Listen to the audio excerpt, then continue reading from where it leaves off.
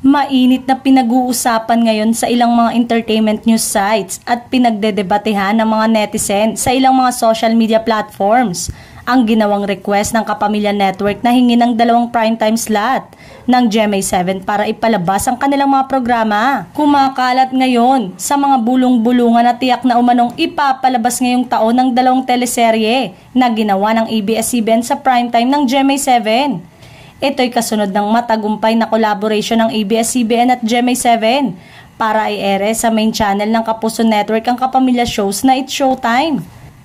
Bago pa man nakalipat sa Kapuso Network ang It's Showtime, nauna nang nagkaroon ng collaboration ng ABS-CBN at GMA7 sa matagumpay nilang teleserye na Unbreak My Heart.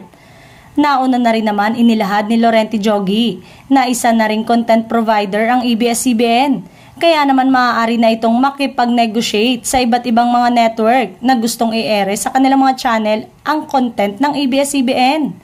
Samantalang, marami naman sa mga netizen na noon pa man ay taga-suporta na ng Kapuso Network ang hindi pumabor sa pakikipag-collab ng GMA sa ABS-CBN dahil hindi umano ito pata sa kanilang mga talent.